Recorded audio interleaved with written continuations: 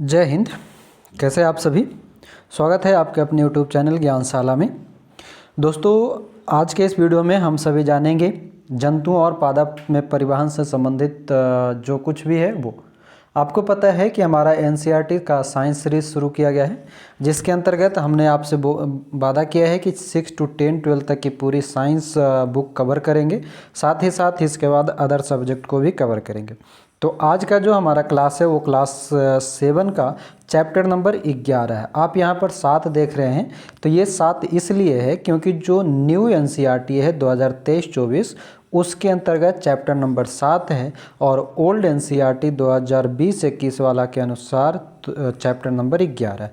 तो हम इसको चैप्टर 11 के अनुसार आपके थंबनेल पे भी दिखाई दिया होगा, क्योंकि न्यू एनसीईआरटी में कुछ चैप्टर को हटा दिया गया है। ठीक है, तो हम ओल्ड और न्यू एनसीईआरटी दोनों को कंटिन्यू लेके चल रहे हैं।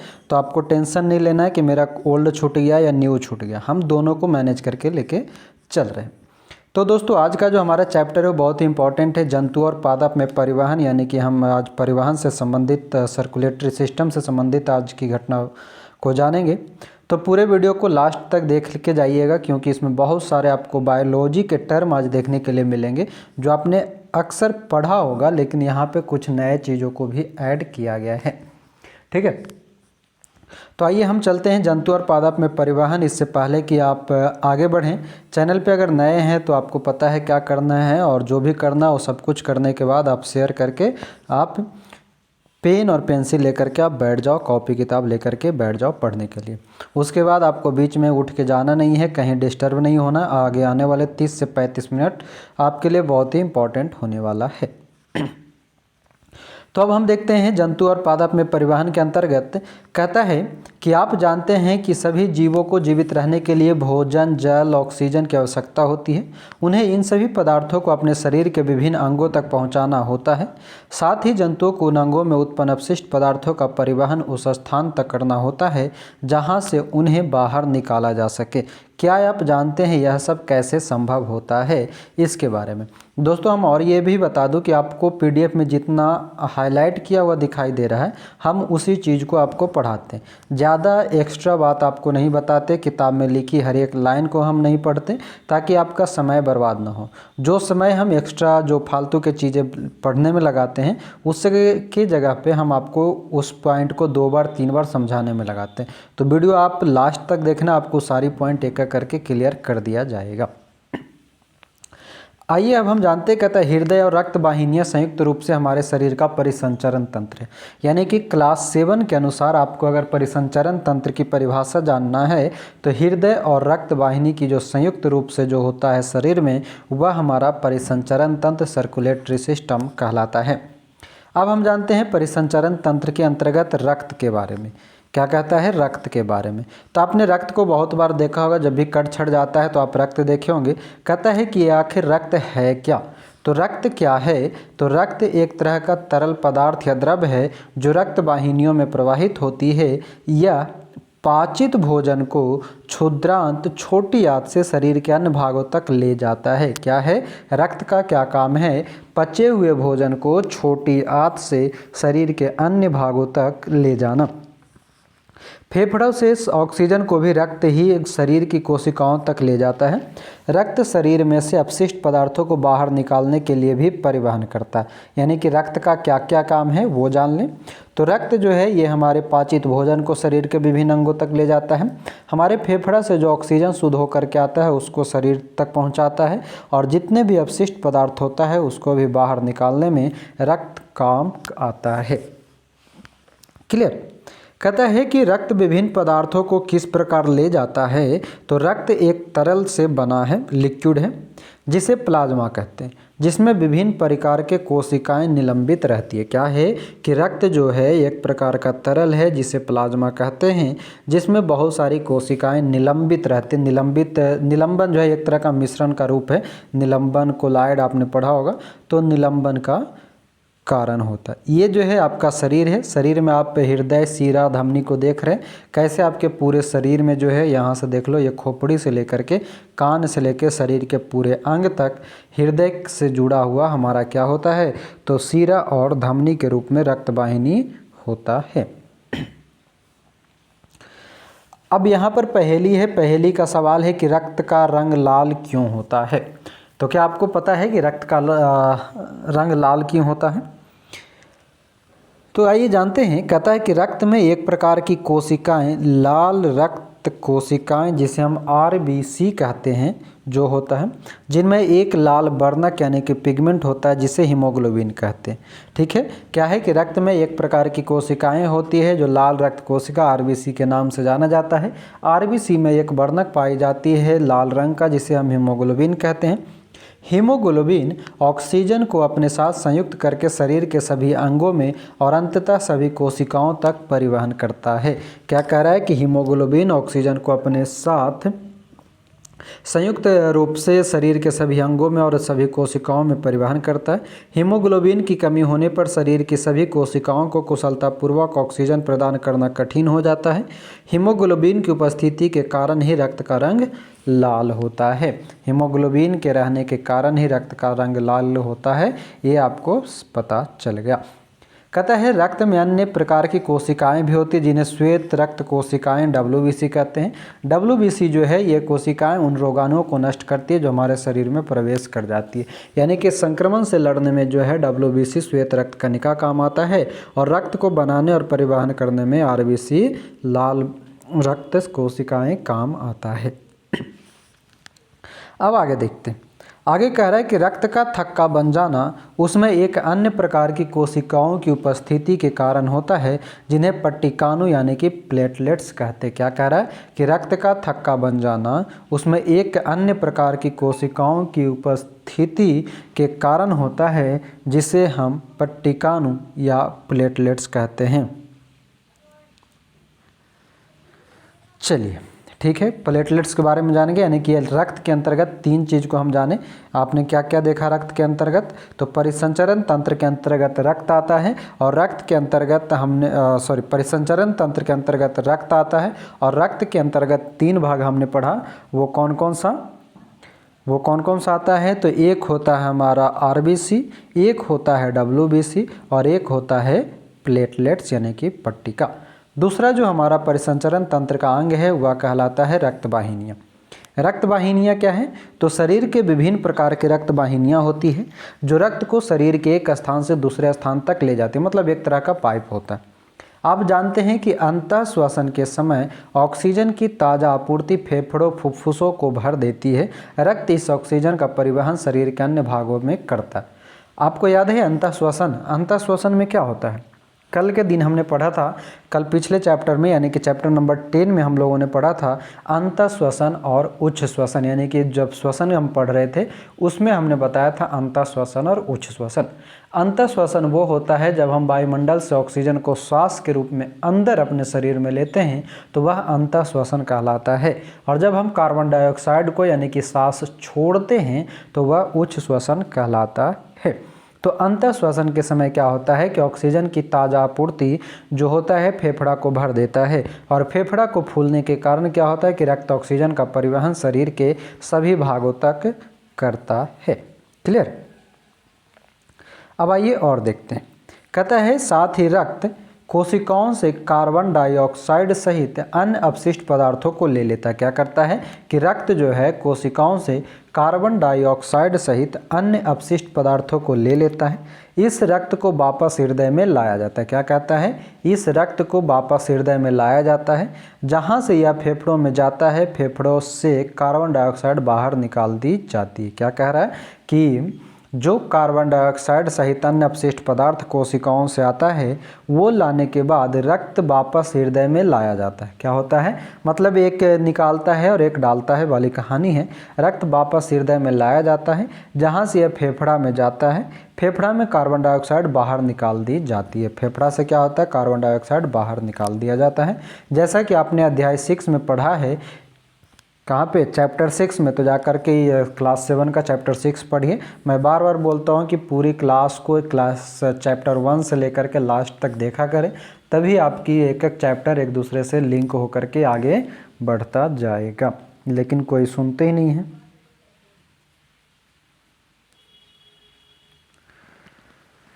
आगे कहता है इस प्रकार शरीर में 2 प्रकार के रक्त वाहिनियाँ पाई जाती है। कौन कौन सी? धमनी और सीरा। शरीर में कितने प्रकार के रक्त वाहिनी होती है? धमनी और सीरा। आप ध्यान से समझेंगे, थोड़ा सा इंपॉर्टेंट पॉइंट है। कहता है कि धमनियाँ हृदय से ऑक्सीजन समृद्ध रक्त को शरीर के सभी भागों में ले जाती है। ये बात अक्सर आपने पढ़ा होगा, जिसे ऑक्सीजन समृद्ध को हम शुद्ध रक्त बोलते हैं। क्या बोलते हैं? शुद्ध रक्त बोलते हैं। तो धमनी जो है हृदय से शरीर की ओर, ये टर्म इसका याद रखना, क्रम याद रखना। धमनी जो है वो क्या करेगा? हृदय से, कहाँ से? हृदय से शरीर की ओर कौन सी रक्त को ले जाएगा? शुद्ध रक्त को ले जाता है। ये क्रम याद रखना। कहता है कि धमनियाँ हृदय से ऑक्सीजन समृद्ध रक्त को शरीर के सभी भागों में ले जाती है। चूँकि रक्त प्रवाह तेजी से और अधिक दाब पर होता है, अतः धमनियाँ की भित्तियाँ मोटी और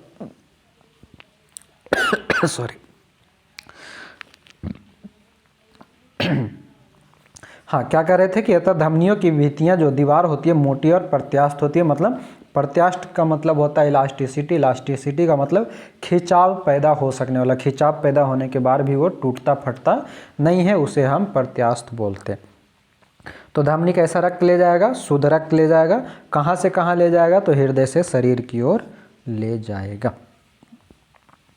अब आगे कहता है, यहाँ पर दे रखा है कि नाड़ी स्पंदन नब्ज कहलाता है। जो आप अपनी कलाई को पकड़िए, देखिए यहाँ पर ये पिक्चर में दिखाया गया है। इस तरह से अपने कलाई के पास में उंगली रख करके नस को पकड़िए, तो जो नस जो होता है नाड़ी स्पंदन, जिसको नब्ज कहते हैं, ये धमनियों में प्रवाहित हो रहे रक्त के कारण होता है। जो आपका स्पंदन दिख रहा है हल्का, वो क्या होता है? धमनी में जो रक्त प्रवाहित होता है उसके कारण दिखाई देता है।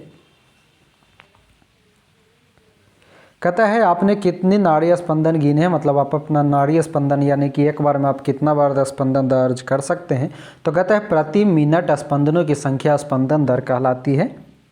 विश्राम की अवस्था में किसी वयस्क व्यक्ति की स्पंदन दर सामान्यतः 72 से 80 स्पंदन प्रति मिनट होता है।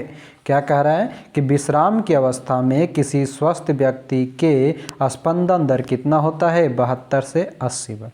अच्छा, आप ये हमें बताओ, कल के चैप्टर में हमने पढ़ा था, चैप्टर नंबर 10 में श्वसन पढ़े थे। क्या पढ़े थे? श्वसन पढ़े थे। प्रति व्यक्ति प्रति मिनट श्वसन दर कितना होता है, ये बताइए ज़रा। एक व्यक्ति 1 मिनट में कितना बार श्वसन कर सकता है, ये बताइए। 15 से 18 बार। कितना? 15 से 18 बार। अगर हम आपसे ये पूछें कि कोई दौड़ता हुआ व्यक्ति या एक्सरसाइज कर रहा व्यक्ति की श्वसन दर 1 मिनट में कितना होता है, तो वो 25 से ज़्यादा होता है। 25 के आसपास में उसकी श्वसन दर हो जाती है। और हृदय स्पंदन कितना? 72 से 80 बार। अब हम आगे चलते हैं। कहता है वे रक्तवाहिनियाँ जो कार्बन डाइऑक्साइड समृद्ध रक्त को शरीर के सभी भाग से वापस हृदय में ले जाती है, उसे हम सीरा कहते हैं। तो सीरा क्या है? सीरा जो है, सीरा शरीर से, देखिए जुड़ रहा है, सीरा शरीर से कहाँ ले जाएगा? हृदय की ओर। सीरा शरीर से हृदय की ओर। और ये कैसा रक्त ले जाता है? अशुद्ध रक्त ले जाता है। अशुद्ध रक्त को हम कार्बन डाइऑक्साइड समृद्ध रक्त बोलते हैं। तो सीरा शरीर से हृदय की ओर अशुद्ध रक्त को ले जाता है। धमनी हृदय से शरीर की ओर शुद्ध रक्त ले जाता है। कहता है सिराओं की भित्तियाँ अपेक्षाकृत पतली होती है। सिराओं में ऐसे वाल्व होते हैं जो रक्त को केवल हृदय की ओर प्रवाहित होने देता है। सिरा में क्या होता है? एक वाल्व होता है जो सिर्फ रक्त को, यानी कि अशुद्ध रक्त को हृदय की ओर ही ढकेलता है, वापस दूसरे अंग में आने नहीं देता है। और क्या हमने जाना कि सीरा की जो भित्ति होती है, यानी कि सीरा की जो नली होती है, वो धमनी की अपेक्षा पतली होती है। सीरा की नली कैसी होती है? पतली होती है। और धमनी की मोटी होती है और प्रत्यास्थ होता है। क्लियर है? ये देख लो परिसंचरण तंत्र की व्यवस्था है। ये सीरा है, ये धमनी है, सीरा इधर ढकेल रहा है ना। ये हमारा हृदय है, दिल आपका, और यहाँ से हृदय में गया, हृदय जो है अपना परिसंचरण करके नीचे धमनी की ओर भेज देता है। और ये आपका फेफड़ा यहाँ है, यहाँ देख रहे हैं फुफ्फुस धमनी है। फुफ्फुस धमनी और फुफ्फुस सिरा, ये दोनों का काम उल्टा हो जाता है, पता होगा आपको। फुफ्फुस धमनी जो है ये क्या करता है? अशुद्ध को लेकर चला जाता है। क्या करता है? फुफ्फुस धमनी अशुद्ध को लेकर चला जाता है और फुफ्फुस शीरा जो है ये शुद्ध को लेकर चला जाता है। लेकिन जो शीरा होता है ये शीरा जो है अशुद्ध को लेके जाएगा और धमनी जो है शुद्ध को लेके जाएगा। ये क्लियर रखेंगे, ठीक है। सवाल पूछा जाता है कि फुफ्फुस शीरा कैसा रक्त ले जाता है, तो फुफ्फुस शीरा बोलेगा तो शुद्ध, फुफ्फुस धमनी बोलेगा तो अशुद्ध, सिर्फ शीरा बोलेगा तो अशुद्ध और धमनी बोलेगा तो शुद्ध ले जाता है। ये आपका यहाँ से समझ सकते हैं। अब आगे बढ़ते हैं। कहता है कि धमनियाँ अन्य छोटी छोटी वाहिनियों में विभाजित होती दिखाई देती है। ऊतकों में पहुंचकर वे पुनः अत्यधिक पतली नलिकाओं में विभाजित हो जाती हैं, जिन्हें केशिकाएं कहते हैं। केशिकाएं पुनः मिलकर शिराओं को बनाती है जो रक्त को हृदय में ले जाती है। केशिकाएं जो होता है वो फिर से शिराओं को बनाता है और शिराओं को रक्त से को हृदय में ले जाने का काम करता है। अब ये बूझो है, बूझो कह रहा मैं चित्र 7.3 देखकर भ्रमित हूँ। मैंने पढ़ा था कि धमनी सदैव ऑक्सीजन समृद्ध रक्त ही ले जाता है। जैसे देखिए ये चित्र देख करके बूझो जो है पगला गया, बोला कि धमनी जो है वो तो हमेशा ऑक्सीजन ले जाता है, तो ये फुफ्फुस धमनी फिर कार्बन डाइऑक्साइड कैसे ले जाएगा। तो ये पहेली जो है वो कहती है, पहेली ने समझाया कि फुफ्फुस धमनी हृदय से रक्त को ले जाती है। क्या फुफ्फुस धमनी हृदय से रक्त को ले जाती है, इसलिए इसे शीरा नहीं बल्कि धमनी कहते हैं। क्या कह रहा है, फुफ्फुस धमनी हृदय से रक्त को लेके जाता है, इसलिए हम फुफ्फुस धमनी को धमनी कहते हैं, शीरा नहीं कहते। और जो फुफ्फुस धमनी है वो कार्बन डाइऑक्साइड समृद्ध रक्त को फेफड़ों में ले जाती है। फुफ्फुस धमनी जो है कार्बन डाइऑक्साइड को फेफड़ा में ले जाता है और फुफ्फुस शीरा ऑक्सीजन समृद्ध रक्त को फेफड़ा से हृदय में लाता है। तो यहाँ पर अब दो चीज़ याद रखना है।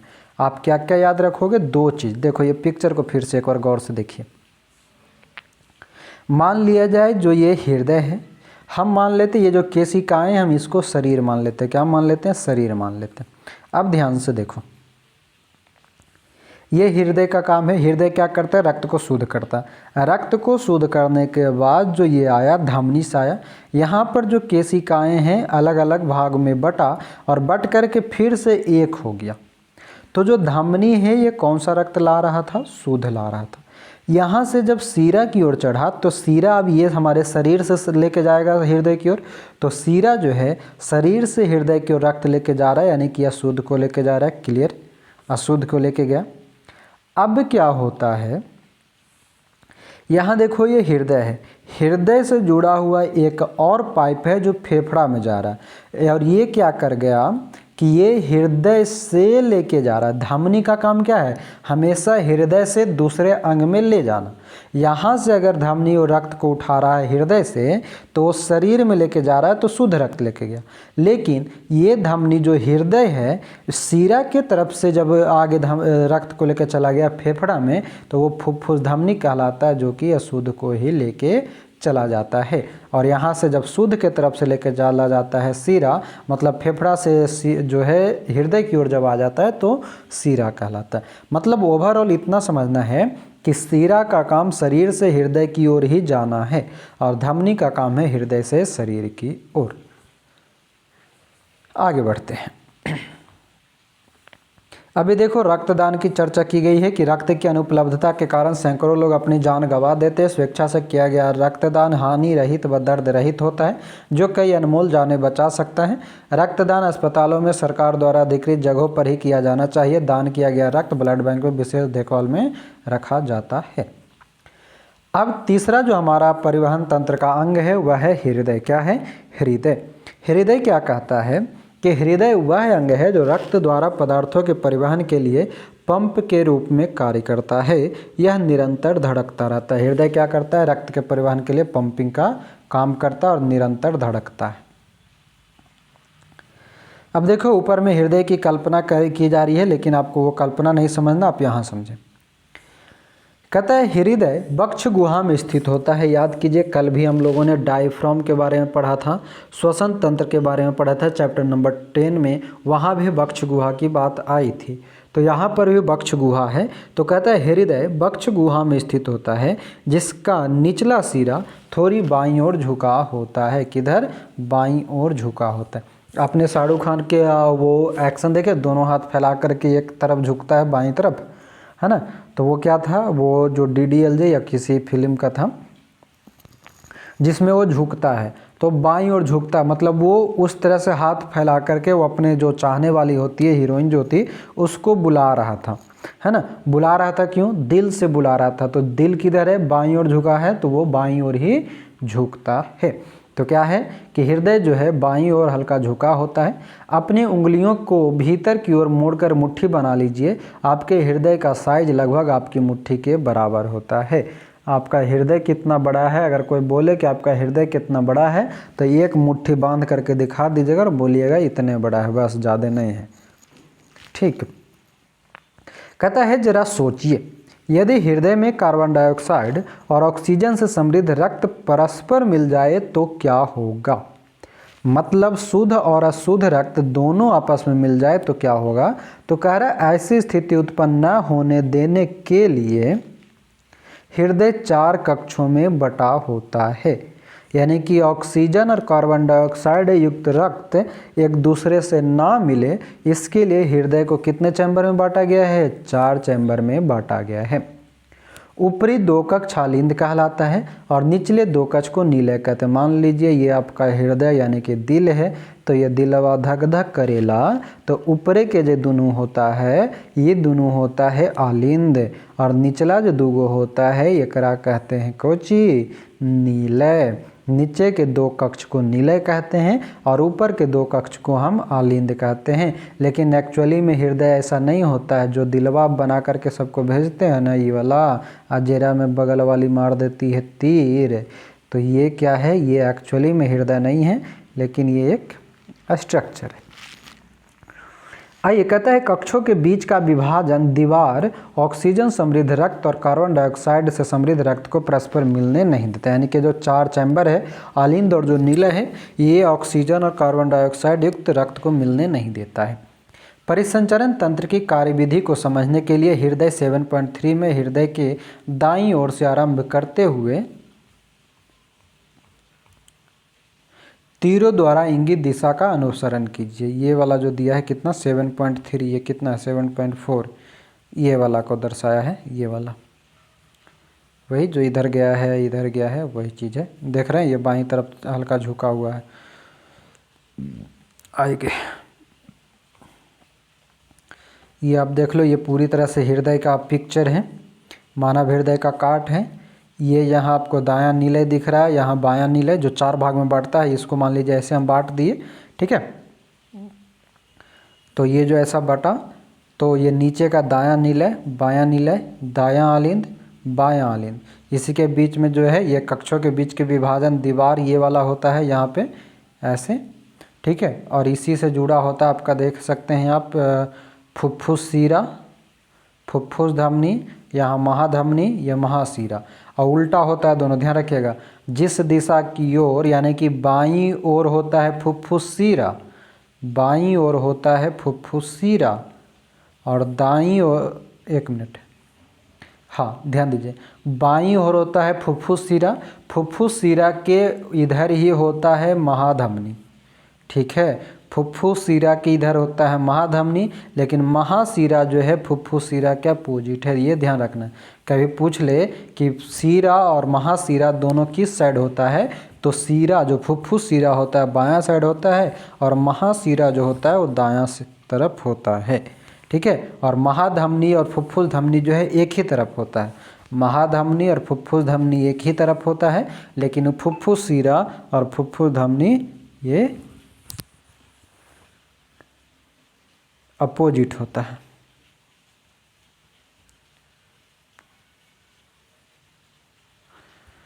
आगे बढ़ते हैं।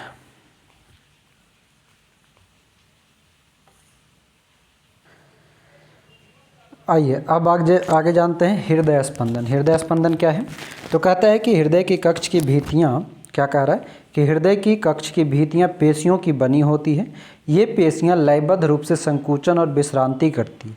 यह लयबद्ध संकुचन और उसके बाद होने वाली लयबद्ध विश्रांति दोनों मिलकर हृदय स्पंदन कहलाता है, हार्ट बीट कहलाता है। यानी कि संकुचन और शिथिलन, सीधा से याद रखिए, संकुचन और शिथिलन जो है ये हार्ट बीट हृदय स्पंदन करता है।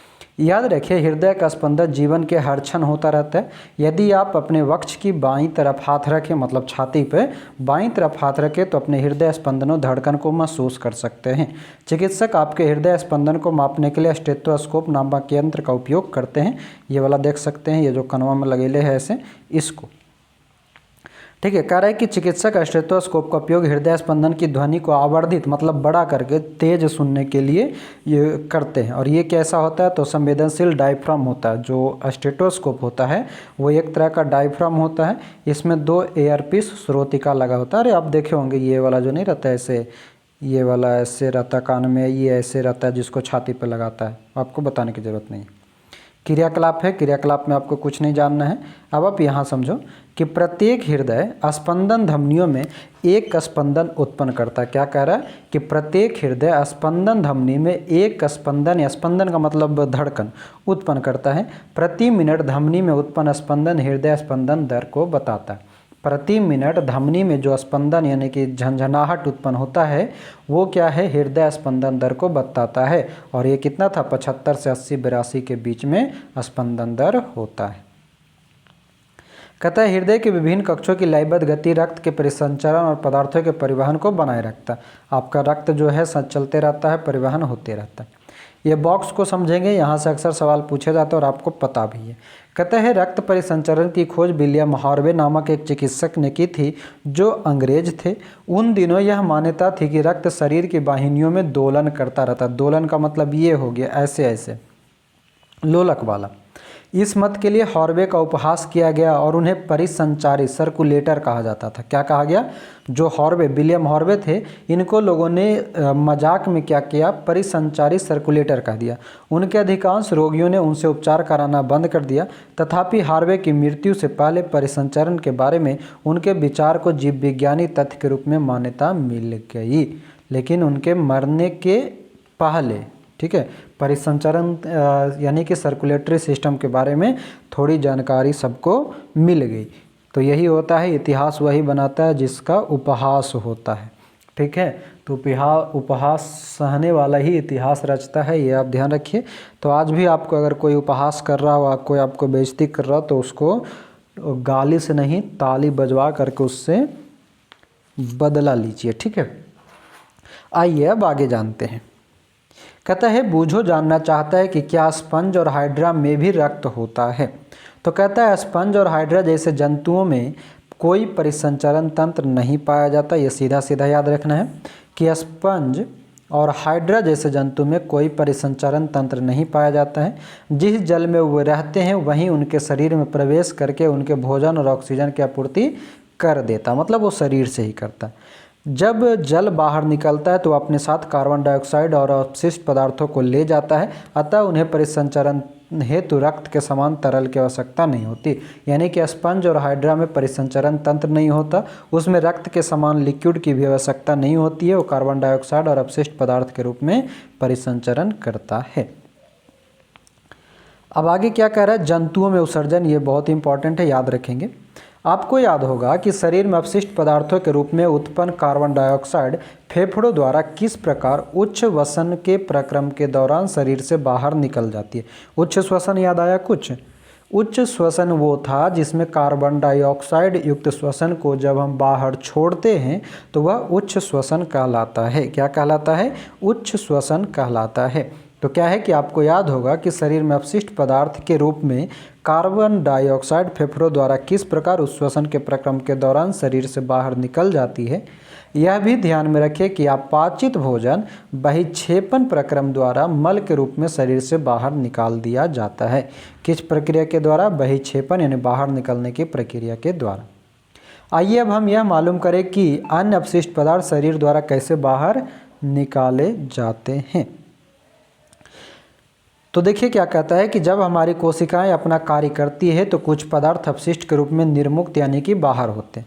अधिकांशतः ये पदार्थ विषाक्त होते हैं, इसलिए इन्हें शरीर से बाहर निकालने की आवश्यकता होती है। सजीवों द्वारा कोशिकाओं में निर्मित होने वाले अपशिष्ट पदार्थों को बाहर निकालने के प्रक्रम को उत्सर्जन कहते हैं। क्या कह रहा है, उत्सर्जन क्या है? तो सजीव द्वारा कोशिका में निर्मित होने वाले अपशिष्ट पदार्थ को बाहर निकालने की क्रिया क्या कहलाता है? तो उत्सर्जन कहलाता है। क्लियर? और उत्सर्जन में भाग लेने वाले सभी अंग मिलकर के क्या करता है? उत्सर्जन तंत्र बनाता है। इसके बारे में आगे पढ़ेंगे। तो अब हमारा है मानव उत्सर्जन तंत्र। क्या है? मानव उत्सर्जन तंत्र। रक्त में उपस्थित अपशिष्ट पदार्थों को शरीर से बाहर निकाला जाना चाहिए। क्या कह रहा है? रक्त में उपस्थित अपशिष्ट पदार्थों को शरीर से बाहर निकाला जाना चाहिए।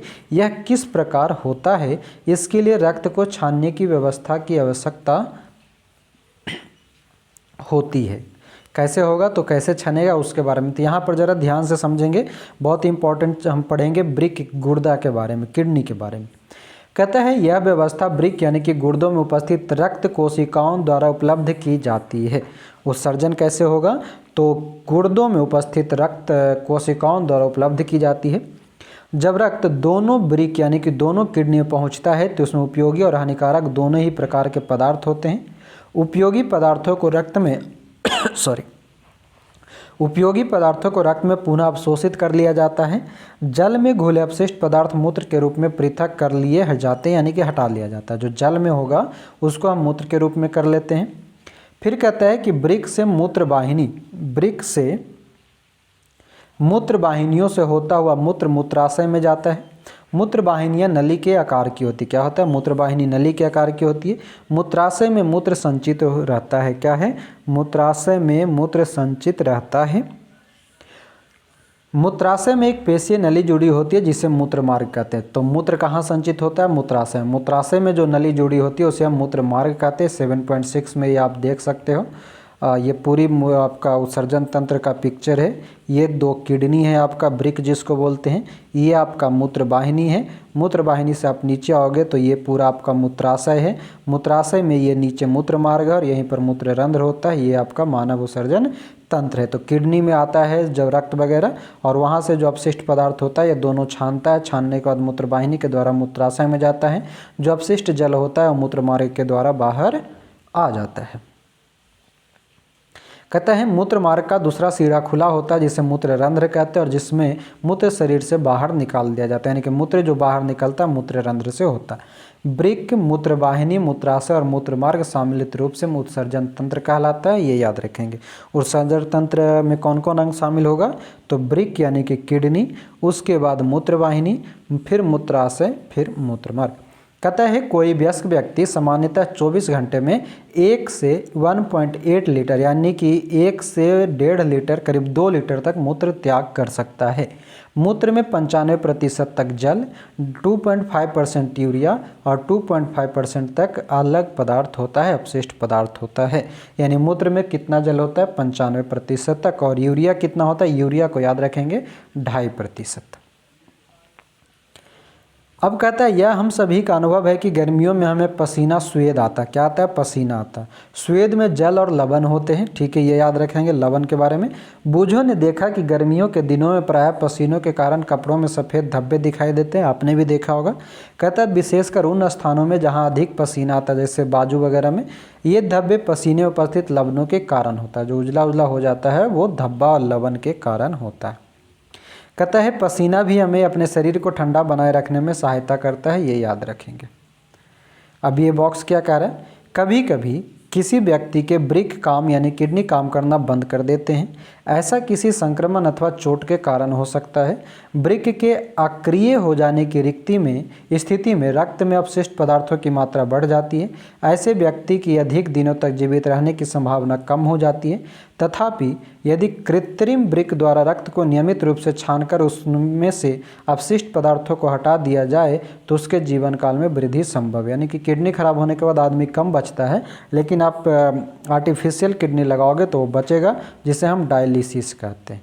जो डायलिसिस विधि होता है वो कृत्रिम विधि द्वारा कृत्रिम किडनी लगा करके रक्त के छानने की विधि को अपोहन या डायलिसिस कहते हैं। अब यहाँ आता है, कहता है जंतुओं के शरीर में अपशिष्ट रसायनों के निष्कासन की विधि जल की उपलब्धता पर निर्भर करता है। जो जंतु होता है, जंतु के शरीर से जो अपशिष्ट रसायन निकलता है वो किस पर निर्भर होता है, तो जल पर निर्भर होता है। इसलिए कहा जाता है कि पानी अधिक पियो। कहता है कि मछली जैसे जलीय जंतु कोशिकाओं के अपशिष्ट उत्पादों को अमोनिया के रूप में उत्सर्जित करता है। मछली किस में निकालता है, अमोनिया के रूप में, जो सीधे जल में घुल जाती है। पक्षी, छिपकली, सर्प जैसे कुछ जंतु अपने शरीर से अपशिष्ट पदार्थों का उत्सर्जन अर्धघन सेमिड सॉलिड पदार्थ के रूप में करते हैं। कैसे, मतलब ठोस पदार्थ में, आधा ठोस आधा गीला, मतलब चिपचिपा टाइप का, जो मुख्यतः श्वेत सफ़ेद रंग का यौगिक यूरिक अम्ल होता है। तो ये पूछा हुआ सवाल है, ठीक है, कि पक्षी से छिपकली, सर्प, ये सभी में जो होता है वो पदार्थ जो निकालता है वो क्या होता है, तो यूरिक अम्ल। मानव जो होता है यूरिया निकालता है, मानव जो है यूरिया निकालेगा। जलीय जंतु जो होता है मछली वगैरह वो अमोनिया निकालता है, और जो पक्षी, छिपकली, सांप ये सभी जो होता है यूरिक अम्ल निकालता है। तीनों है सेम चीज़, ठीक है, तीनों जो है सेम चीज़ है, उत्सर्जित पदार्थ है, लेकिन सभी जंतु में अलग अलग होता है। मानव यूरिया के रूप में निकालता है, जलीय जंतु अमोनिया के रूप में निकालता है, और पक्षी, छिपकली, सांप ये सभी जो है यूरिक अम्ल के रूप में बाहर निकालता है। इसका क्वेश्चन हम एक बार देखे थे, हम आपको कम्युनिटी पोस्ट में डालेंगे, आप लोग उसको बनाइएगा, ठीक है। अब कहता है पादपों में पदार्थ का परिवहन। अब पादप के बारे में हम पढ़ेंगे कि पादप में कैसे पदार्थ का परिवहन होता है। तो कहता है अध्याय 1 में, अगर आप नहीं पढ़े हैं तो चैप्टर 1 जाके देखिए, पादप में पोषण नाम से चैप्टर होगा, उसको आपको पढ़ना है। कहता है अध्याय 1 में आपने पढ़ा कि पौधे, पादप अपनी जड़ों यानी मूलों द्वारा मिट्टी से जल और खनिज पोषकों का अवशोषण करके उन्हें पत्तियों को उपलब्ध कराते हैं। किसको, पत्ती को उपलब्ध कराता है। पत्तियां जल तथा कार्बन डाइऑक्साइड का उपयोग कर प्रकाश संश्लेषण के प्रक्रम द्वारा पौधों के लिए भोजन बनाती है। क्या करता है, पत्ती जो है जल और कार्बन डाइऑक्साइड का उपयोग करके प्रकाश संश्लेषण की क्रिया द्वारा पौधों के लिए भोजन बनाती है। अध्याय 6, अब लीजिए फिर से एक चैप्टर आ गया, चैप्टर नंबर 6। तो नहीं पढ़े तो अभी जाके पढ़िए पहले, इसलिए बार बार बोल रहे हैं कि चैप्टर को कंटिन्यू पढ़ते जाइए, सब एक दूसरे से रिलेट होता जाएगा, आप लोग सुनते ही नहीं हैं। कह रहा अध्याय 6 में आपने यह भी पढ़ा कि सभी जीवों का भोजन उनके लिए ऊर्जा का स्रोत होता है तथा जीव के प्रत्येक कोशिका में ग्लूकोज का विखंडन होने से ऊर्जा निर्मुक्त होती है। क्या है, ग्लूकोज का विखंडन होने से ऊर्जा निर्मुक्त होती है। कोशिकाएं इस ऊर्जा का उपयोग जीवन की मूल क्रियाविधि को संपादित करने में करती है। अतः यह आवश्यक है कि जीव की प्रत्येक कोशिका को भोजन उपलब्ध कराया जाए। ये जो क्या होता है, ग्लूकोज विखंडित होकर के ऊर्जा देता है, इतना याद रखना है। कह रहे क्या आपने कभी इस प्रश्न का विचार किया है कि पौधों की जड़ों द्वारा अवशोषित जल तथा पोषक तत्व पत्तियों तक किस प्रकार पहुंचाए जाते हैं। जो जड़ से जो जल वगैरह जो होता है वो कैसे जाता है, तो कहता है पौधों के वे भाग जो भोजन नहीं बना सकते पत्तियों द्वारा निर्मित भोजन किस प्रकार प्राप्त करते हैं। यानी कि जिसके पास पानी नहीं है उसको पानी कैसे मिलता है, जिसके पास भोजन नहीं है उसको भोजन कैसे मिलता है पौधों में, ये जानना है। तो क्या है, कहता है जल और खनिज का परिवहन। पौधों में जल और खनिज का परिवहन कैसे हो रहा है ये जानिए। तो कहता है पादप मूल यानी कि जड़ों द्वारा जल और खनिजों को अवशोषित करते। क्या कर रहा है, पादप जो है जड़ द्वारा जल और खनिज को अवशोषण करता है। मूलों में मूल रोम होते हैं, यानी कि जड़ों में भी एक मेन जड़ होता है, एक ऐसे ऐसे जो हो गया मूल रोम, और ये जो हो गया ऐसे ऐसे जो हो गया मूल हो गया, और ये जो है मूल रोम हो गया। कहता है वास्तव में मूल रोम जल में घुले हुए खनिज पोषक पदार्थों और जल के अंतर्ग्रहण के लिए मूल के सतह क्षेत्रफल को बढ़ा देते हैं। मूल रोम मृदा कणों के बीच उपस्थित जल के संपर्क में रहते हैं। क्या कह रहा है, मूल रोम मृदा कणों के बीच उपस्थित जल के संपर्क में रहता है। अब आइए आगे, कहता है मतलब यहाँ पर सवाल है कि बूझो का विचार है कि शायद पादपों के सभी भागों में जल के परिवहन के लिए पाइप बने होते हैं। बूझो सोच रहा है, चुटपुला सा आदमी है ये, वो सोच रहा है कि जो पेड़ पौधा होता है ना उसमें जो पानी जाता है उसमें पाइप लगा होता है, जैसे कि हम लोग के घर में होता है वैसा। तो पहली कह रही है जी हाँ बूझो सही है, मतलब बूझो जो कह रहा है कि पाइप लगा हुआ है, हाँ बिल्कुल सही है। कैसे, तो कहता है पादपों में मृदा से जल और पोषक तत्वों के परिवहन के लिए पाइप जैसी वाहिकाएं होती है जी, उसको हम पाइप को ही क्या कहते हैं, वाहिका कहते हैं। कहता है वाहिकाएं विशेष कोशिकाओं की बनी होती है जो संवहन उत्तक बनाती है। उत्तक कोशिकाओं का वह समूह होता है जो किसी जीव में किसी कार्य विशेष को संपादित करता है। उत्तक के बारे में आप जाने होंगे, कोशिकाओं के समूह को कहता है। जल और पोषक तत्वों के परिवहन के लिए पादपों में जो संवहन उत्तक होता है उसे हम क्या कहते हैं? जाइलम यानी कि दारू कहते हैं। याद रखना है, जल और पोषक तत्वों के परिवहन के लिए पादपों में जो संवहन उत्तक होता है उसे हम जाइलम दारू कहते हैं। क्या कहते हैं? जाइलम। ये दारू पीने वाला नहीं है, ठीक है, ये दारू मतलब जाइलम, कभी कभी पूछ दिया जाता है हिंदी में, ठीक है। आगे है कि जाइलम चैनल यानी कि नलियों का सतत जाल बनाता है जो मूलों को तने और शाखाओं के माध्यम से पत्तियों से जोड़ता है और इस प्रकार बना तंत्र पूरे पादप में जल का परिवहन करता है। यानी कि क्या करता है? जाइलम जो है पूरे पेड़ पौधे में जल का परिवहन करता है। आप जानते हैं कि पत्तियां भोजन का संश्लेषण करती है। क्या है? पत्ती भोजन का संश्लेषण करता है। भोजन को पादप के सभी भागों में ले जाया जाता है। यह कार्य एक संवहन उत्तक द्वारा किया जाता है जिसे हम फ्लोएम कहते हैं और फ्लोएम को पोषवाह कहा जाता है। फ्लोएम को हिंदी में क्या कहा जाता है? पोषवाह कहा जाता है। दारू कहा जाता है जाइलम को और पोषवाह कहा जाता है फ्लोएम को, जो मतलब इस कहाँ गया, हाँ करे, इस प्रकार जाइलम और फ्लोएम पादपों में पदार्थों का परिवहन करता है। यानी कि पौधों में जो है पदार्थ का परिवहन कैसे होता है? तो जाइलम और फ्लोएम से होता है। ये आप देख सकते हो, ये जाइलम है और ये फ्लोएम दिया गया है, ठीक है। और कुछ इसमें क्रियाकलाप दिया गया है। अब आता है बाष्पोत्सर्जन। कहता है कक्षा 6 में आपने पढ़ा है कि, अब आप पढ़े कि नहीं पढ़े मुझे नहीं पता, लेकिन अब मैंने पढ़ा है। कह रहे कक्षा 6 में आप पढ़े कि बाष्पोत्सर्जन के प्रक्रम द्वारा बहुत अधिक जल निर्मुक्त मतलब बाहर निकालते हैं, है ना। पादप मृदा से खनिज पोषक तत्व और जल अवशोषित करते हैं। पादप जो होता है मिट्टी से जल खनिज लवण लेता है। अवशोषित किया गया सारा जल पादप द्वारा उपयोग नहीं किया जाता है। पत्तियों की सतह पर उपस्थित रंध्रों से बाष्पोत्सर्जन के प्रक्रम द्वारा जल वाष्पित हो जाता है। पत्तियों से जल के वाष्पन से चूसन अभिकर्षण यानी कि खिंचाव विकसित हो जाता है। पत्तियों से जल के वाष्पन से चूसन अभिकर्मक खिंचाव विकसित हो जाता है। कहता है बाष्पोत्सर्जन पादप को ठंडा रखने में भी सहायता करता है, ये भी याद रख लेंगे। और इस प्रकार ये चैप्टर होता है समाप्त। उम्मीद करते हैं आप समझे होंगे, लेकिन अभी चैप्टर समाप्त हुआ, इसका मेन पॉइंट बाकी है, उसको भी हम जानेंगे। लेकिन ऊपर की कहानी जो मैंने समझाने में जो प्रयास किया है, अगर आप समझ गए हैं तो कमेंट में ज़रूर बताया कीजिएगा। कुछ आप कमेंट करते रहें अच्छा सा, तो मुझे भी अच्छा लगेगा, ठीक है। अब आइए हम समझते प्रमुख शब्द। आपने इस चैप्टर के अंतर्गत क्या क्या पढ़ा? तो धमनी पढ़ा जो शुद्ध रक्त को लेके जा रहा था, रक्त के बारे में पढ़े, रक्त वाहिनी के बारे में पढ़े, केशिका के बारे में पढ़े, परिसंचरण तंत्र पढ़े, डायलिसिस जो कृत्रिम हृदय ब्रिक लगा के होता है, उत्सर्जन जो कि आप अपशिष्ट पदार्थ निकालते हैं, उत्सर्जन तंत्र के अंतर्गत जो कुछ आता है वो क्या बोलते हैं मूत्र मार्ग वगैरह जो आता है, हीमोग्लोबिन जो लाल रंग देता है, हृदय स्पंदन जो धड़कता है, ब्रिक यानी कि किडनी, फ्लोएम जो पोषवा जो कि आपको पेड़ पौधों को भोजन ले जाता है, प्लाज्मा के बारे में पढ़े जो कि रक्त का तीसरा होता है पार्ट, पट्टिकाणु के बारे में पढ़े, नाड़ी स्पंदन पढ़े, आरबीसी के बारे में पढ़े, मूलरोम पढ़े, स्टेथोस्कोप पढ़े, पसीना पढ़े, उत्तक, मूत्रवाहिनी, मूत्रमार्ग, यूरिक अम्ल, मूत्राशय, सीरा, श्वेत रक्त कोशिका और जाइलम जो जल ले जाता है, इतना पढ़े। अब टोटल ओवरऑल आपने क्या पढ़ा वो जान लीजिए। तो कहता है अधिकांश जंतुओं में शरीर में प्रवाहित होने वाला रक्त शरीर की विभिन्न कोशिकाओं को भोजन और ऑक्सीजन का वितरण करता है। यह शरीर के विभिन्न भागों से उत्सर्जन के लिए अपशिष्ट पदार्थों को भी लाता है। परिसंचरण तंत्र में हृदय और रक्त वाहिनियाँ होती हैं। मानव शरीर में रक्त धमनी और शिराओं में प्रवाहित होता है। मानव धमनी में रक्त धमनी और शिराओं में प्रवाहित होता है तथा हृदय पंप की तरह कार्य करता है। रक्त में प्लाज्मा, लाल रक्त कोशिकाएं, श्वेत रक्त कोशिकाएं और पट्टिकाणु होते हैं। रक्त का लाल रंग लाल वर्णयुक्त हीमोग्लोबिन की उपस्थिति के कारण होता है। किसी वयस्क व्यक्ति का हृदय 1 मिनट में लगभग 70 से 80 बार धड़कता है, इसे हृदय स्पंदन दर कहते हैं। धमनियाँ हृदय से शरीर के सभी अन्य भागों में रक्त को ले जाती है।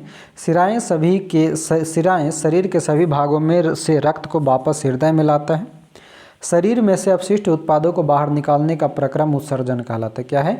शरीर में से अपशिष्ट उत्पादों को बाहर निकालने का प्रक्रम उत्सर्जन कहलाता है। मानव उत्सर्जन तंत्र में 2 वृक्क यानी कि गुर्दे, 2 मूत्र वाहिनियाँ, 1 मूत्राशय और 1 मूत्र मार्ग होता है। क्या है? मानव उत्सर्जन तंत्र में 2 किडनी, 2 मूत्र वाहिनी, 1 मूत्राशय और 1 मूत्र मार्ग होता है। लवण और यूरिया जल के साथ स्वेद पसीने के रूप में शरीर से बाहर निकाल दिए जाते हैं। मछली अपशिष्ट पदार्थ के रूप में अमोनिया उत्सर्जित करता है जो सीधे जल में घुल जाती है। पक्षी, कीट और छिपकली अर्धघन सेमी सॉलिड रूप से यूरिक अम्ल का उत्सर्जन करता है।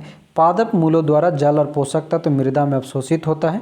पूरे पादप में जल के साथ पोषक तत्व जाइलम नामक संवहन द्वारा उत्तक द्वारा ले जाता है। पादप के विभिन्न भागों में भोजन का परिवहन फ्लोएम नामक संवहन उत्तक के द्वारा होता है। बाष्पोत्सर्जन के दौरान रंध्रों के बाष्प के रूप में बड़ी मात्रा में जल का ह्रास होता है। बाष्पोत्सर्जन के कारण एक चूसन बल निर्मित होता है जिसके कारण मूलों द्वारा मिट्टी में से अवशोषित जल अभिकर्षित होकर तने और पत्तियों तक पहुंचता है, यानी कि चूसन बल के द्वारा। तो ये हुआ समाप्त। अब इसको प्रश्न है जिसको आप बनाया कीजिएगा। जैसे है रंध्र, रंध्र से क्या हो जाएगा, बनाइए जरा। रंध्र से हो जाना चाहिए बाष्पोत्सर्जन। जाइलम, जाइलम जल का परिवहन कर देगा। मूलरोम, मूलरोम क्या करेगा? फ्लोएम तो भोजन का परिवहन कर देगा। मूलरोम जल का अवशोषण कर देगा। ठीक है, हो गया खत्म। यही सब डायरेक्ट क्वेश्चन पूछता है, इस सबको बना लीजिएगा। सॉरी। अब रिक्त स्थान को पूर्ति कीजिए, देखते हैं भर के भराता है कि नहीं। कहता है हृदय से रक्त का शरीर के सभी अंगों में परिवहन। हृदय से रक्त ले जाएगा तो धमनी द्वारा। हीमोग्लोबिन डैश कोशिकाओं में पाया जाता है। हीमोग्लोबिन जो है WBC में पाया जाता है। धमनी और शिराएं के जाल द्वारा जुड़ी होती है। धमनी और शिराएं किसके जाल द्वारा जुड़ा रहता है? धमनियाँ और शिराएं कौन सा जाल था? परिवहन जाल, पता नहीं ध्यान में आ रहा है। हृदय का लयबद्ध विस्तार और संकुचन ये वही कहलाएगा हृदय स्पंदन। मानव शरीर के प्रमुख उत्सर्जित पदार्थ में यूरिया आ जाएगा, पसीना आ जाएगा। पसीने में जल और लवण होता है। वृक्क अपशिष्ट पदार्थों को द्रव्य रूप में बाहर निकालते हैं जिसे हम उत्सर्जन कहते हैं। वृक्षों में बहुत अधिक ऊंचाइयों तक जल पहुंचाने के कार्य में चूसन बल द्वारा चूसन अभिकर्षण बल सहायता करता है, यानी कि मूल रोम यहाँ हो जाएगा। मूल रोम द्वारा चूसन अभिकर्षण बल सहायता करता है। अब सही विकल्प का चयन करना। कहता है पादपों में जल का परिवहन होता है जाइलम के द्वारा। मूलों द्वारा जल के अवशोषण की दर को बढ़ाया जा सकता है। उन्हें छाया में रखकर, मंद प्रकाश में रखकर, पंखे के नीचे रखकर, पॉलीथीन की थैली में ढककर। क्या है? मूल द्वारा जल के अवशोषण की दर को बढ़ाया जा सकता है। पंखे के नीचे रखकर हो जाना चाहिए। एक और आप भी बना मिला लीजिएगा, डॉट लगे तो। आइए अब कहता है क्या आप जानते हैं। कहता है रक्त कोई विकल्प नहीं है। यदि किसी व्यक्ति को शल्य क्रिया अथवा चोट लगने से रक्त की हानि होती है अथवा यदि उसके शरीर में पर्याप्त रक्त नहीं बनता है तो इसकी परिपूर्ति करने का मात्र एक ही तरीका है, रक्तदान करने वाले व्यक्तियों द्वारा दिए गए रक्त का दान। रक्त की सामान्यतः आपूर्ति कम होती है क्योंकि बहुत कम व्यक्ति स्वेच्छा से रक्तदान करते हैं। यद्यपि रक्तदान करने में दाता की काम करने की शक्ति कम नहीं होती और न ही इससे उसके स्वास्थ्य पर कोई दुष्प्रभाव पड़ता है। मतलब ये सीधा सीधा आपको घुमा फिरा के ये कहना चाह रहा है कि रक्तदान करते रहिए। रक्तदान महादान, हाँ तो ज़रूरी भी है, ज़रूरत के हिसाब से रक्तदान करना चाहिए। हमने भी बहुत बार किया है, आप भी कभी कभी करते रहिए बीच बीच में। और बाकी जो पढ़ने पढ़ाने वाला काम है वो करते रहिए। तो ये हुआ हमारा चैप्टर 11 समाप्त आज का। ठीक है, अगले चैप्टर 12 नंबर में मिलेंगे, लेकिन जाने से पहले वही जो हम डेली कहते हैं आज भी कहेंगे, पढ़ते रहिए, पढ़ाते रहिए, खाते रहे, खिलाते रहें, घूमते रहें, घुमाते रहें, खेलते रहें, खिलाते रहें, लेकिन सबसे बड़ी काम और सबसे पहले काम पढ़ते रहें। तो मिलते हैं चैप्टर नंबर 12 के साथ। अभी जाते जाते अन्य लोगों तक पहुंचा करके जाइएगा, शेयर सब्सक्राइब लाइक करके जाएंगे और कमेंट में अपना सुझाव विचार रख के जाएंगे। और बाकी जय हिंद।